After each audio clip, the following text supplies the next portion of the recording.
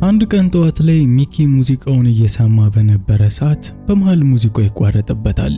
ሚኪም ማዳመጫው ምንድነው ችግሩ ብሎ በሚመረምር ሰዓት ባትሪ ጨርሶ እንደሆነ ይደርስበትና ባትሪውን ቀይሮ እንደ አዲስ ሙዚቃውን መስማት ይጀምራል። የሚኪ ውሎ እንደዚህ ነው። በዚህ ብቸኛ ዓለም ውስጥ የሚያዝናናው ነገር ሙዚቃ ብቻ ነው። ይህ በእንዲህ እንዳለ ቤን የተባለው የሚኪ ጓደኛም ከዚሁ ቤት ውስጥ በሩጫ የወጣ ሲሆን እጁ ላይ የነበረውንም ሽጉጥ በተደጋጋሚ ሲተኩስ የነበረ ሲሆን ለሚኪም በሩጫ እንዲያመልጥ ነግሮታል። እነዚህ ጓደኛሞች የሚሸሹት ከዞምቢዎች ነው።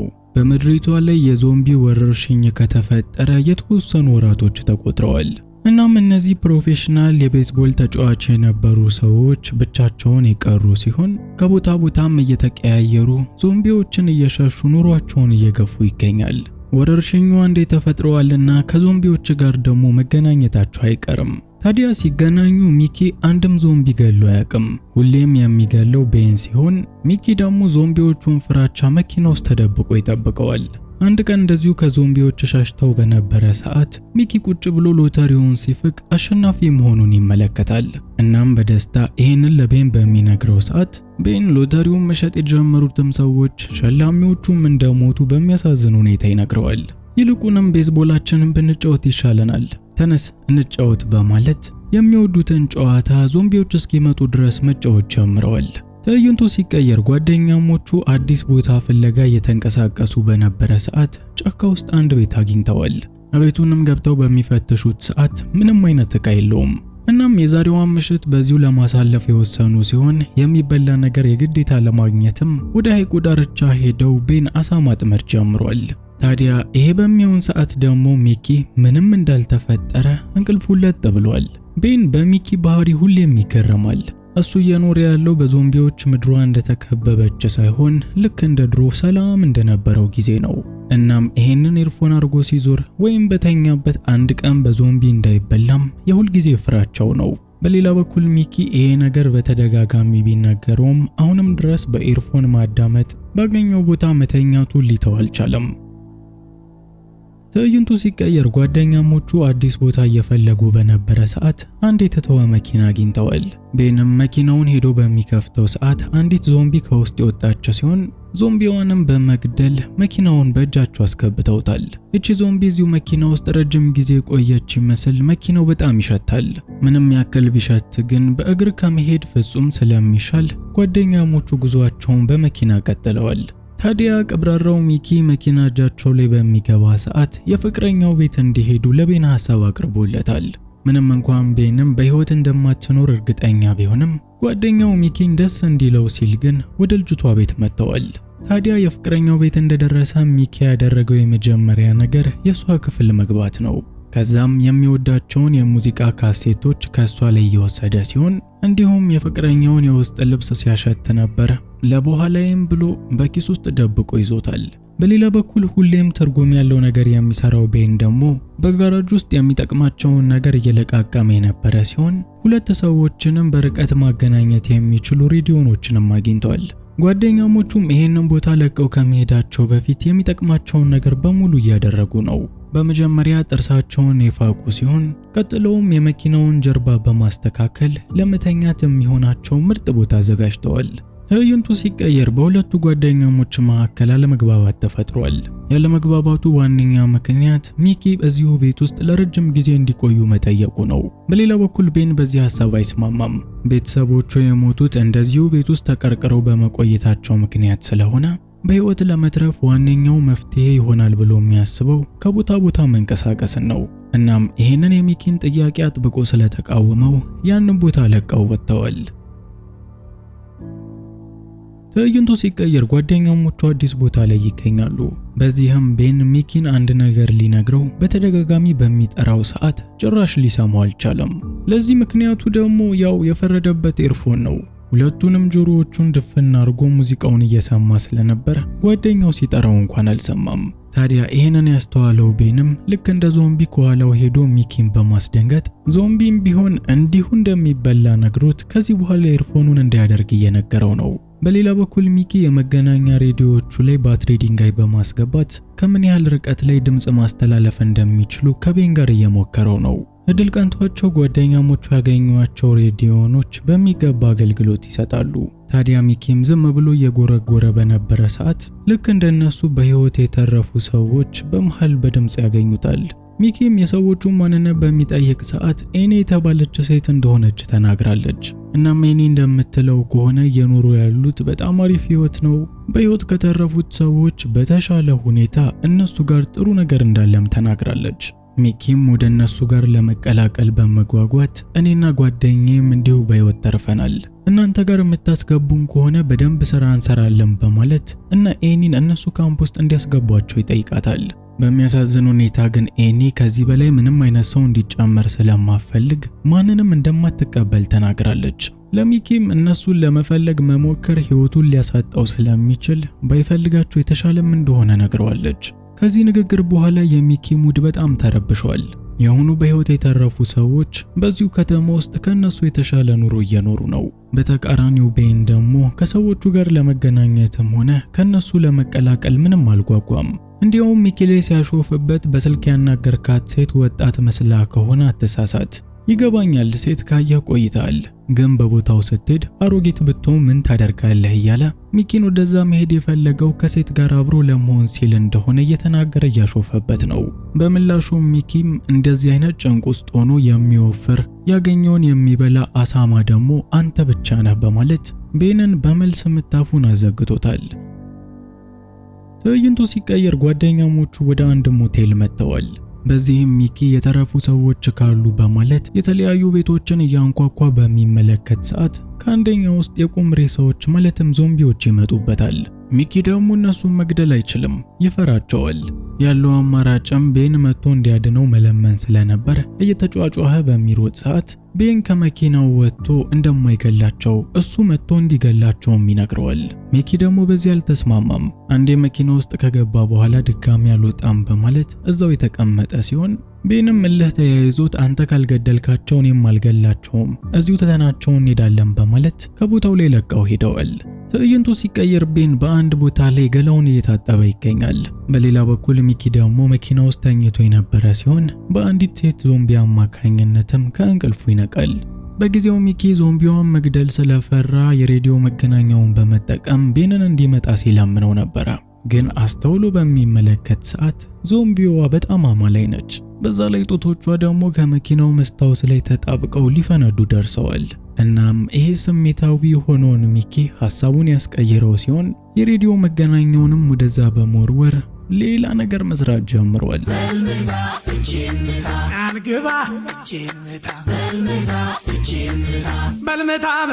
ምን ያደርጋል የስሜቱ ጫፍ ላይ ከመድረሱ በፊት ፊትለፊቱ የነበረችው ዞምቢ ጭንቅላቷ ፈራርሷል።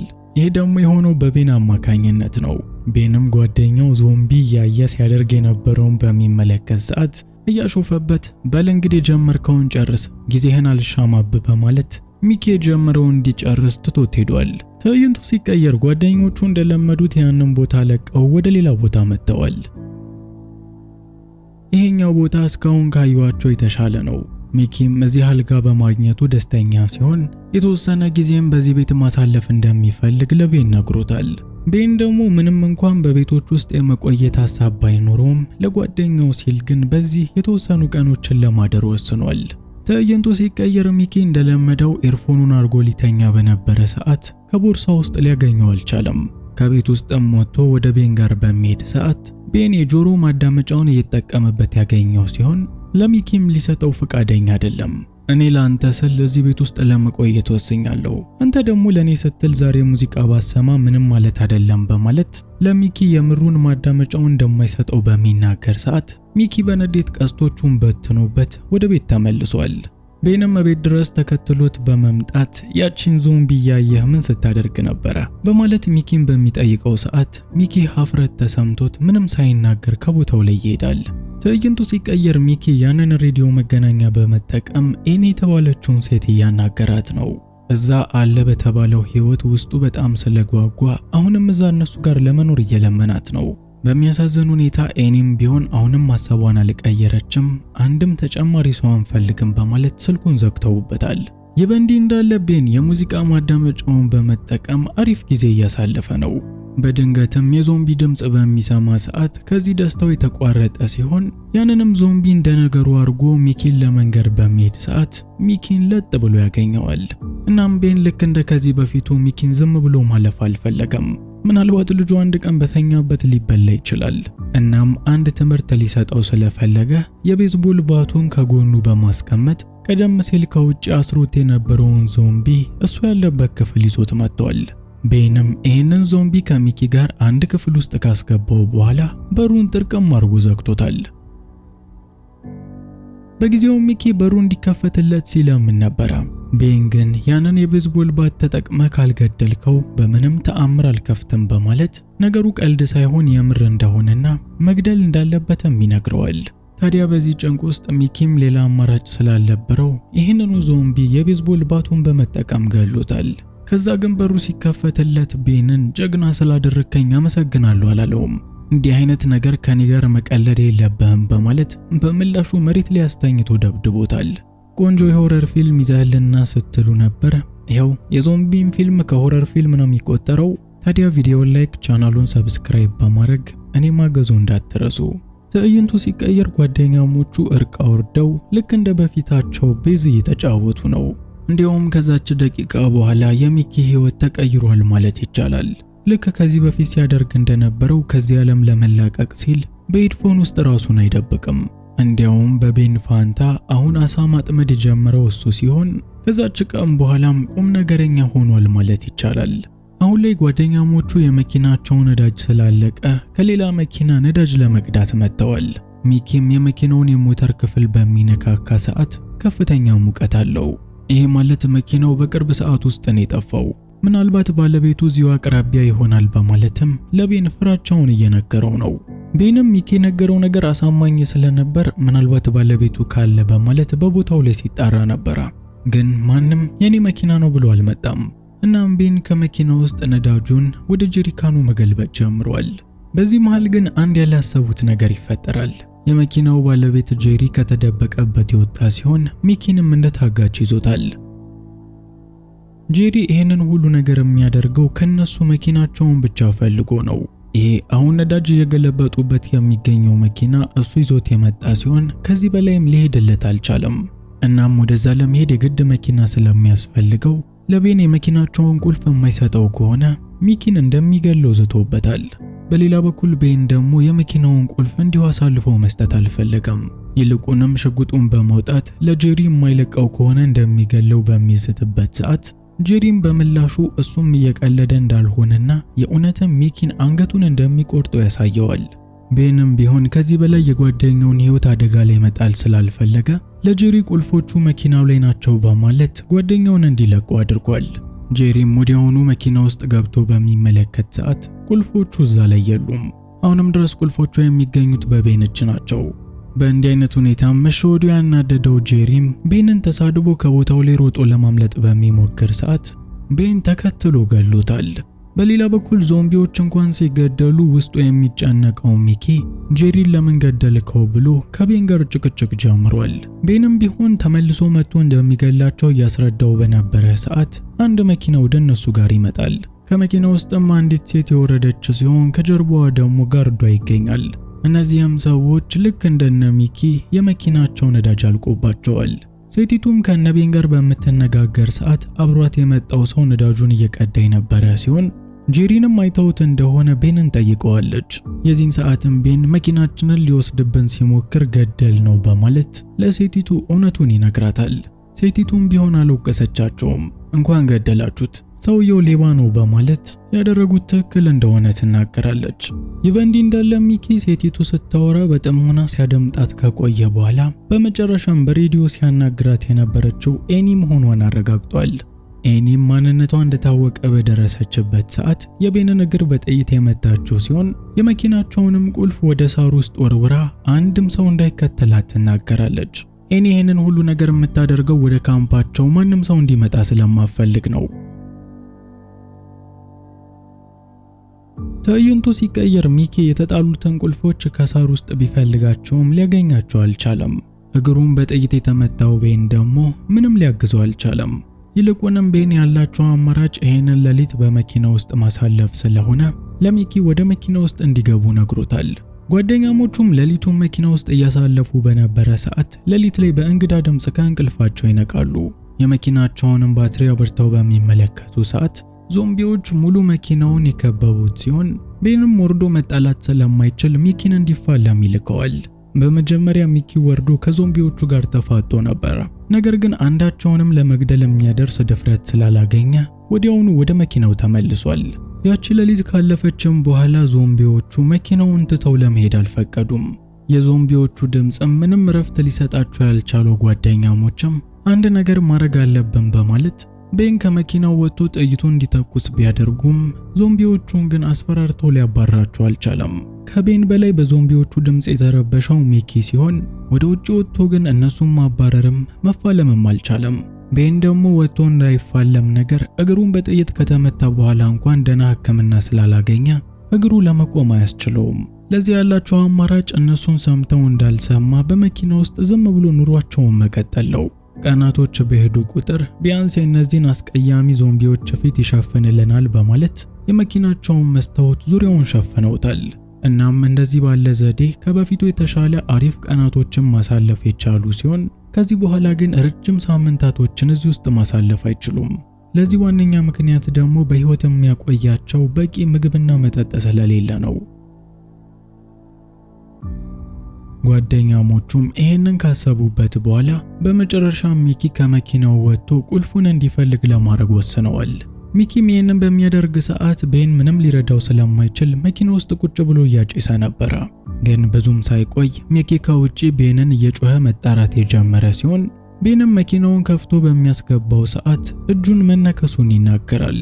ቤንም ጓደኛው በጥቂት ደቂቃዎች ውስጥ ሊቀየር እንደሚችል ስላወቀ ወዲያውኑ ከመኪናው እንዲወርድ ሲነግረው ነበር። ነገር ግን ሚኪ ፈቃደኛ አይደለም። ምናልባት እኮ ላልቀየር እችላለሁ፣ አንድ እድል ስጠኝ በማለትም ከመኪናው እንደማይወርድ በሚናገር ሰዓት ቤን ምንም አማራጭ ሳይተውለት በመቅረቱ ምክንያት ጓደኛውን ገሎታል። ከዛም ያንን ሬዲዮ በመጠቀም ኤኒን ያገኛት ሲሆን ጓደኛዬ ሞተው ባንቺ ምክንያት ነው፣ ሳገኘሽ እንደምገልሽ አትጠራጠሪ በማለት እንደሚገላት ተናግሯል። ይህ ነገር ከተፈጠረ በኋላ በርካታ ጊዜያቶች አለፉ። ቤን አሁንም ቢሆን ከዚሁ መኪና ውስጥ አልወጣም። ብቻውን ስለሆነም በዚህ መኪና ውስጥ የሚበላውና የሚጠጣውን ለማግኘት ያን ያህል ባይቸገርም እንዲህ ባለ ሁኔታ ግን እስከ መቼ ቆያለሁ በማለት በመጨረሻም ከመኪናው ወርዶ ለመፋለም ወስኗል። ታዲያ በዚህ ጉዞ የሚፋለመው ከዞምቢዎቹ ብቻ ሳይሆን ጓደኛው እንዲሞት ምክንያት የሆነችው ኤኒንም ጭምር ነው።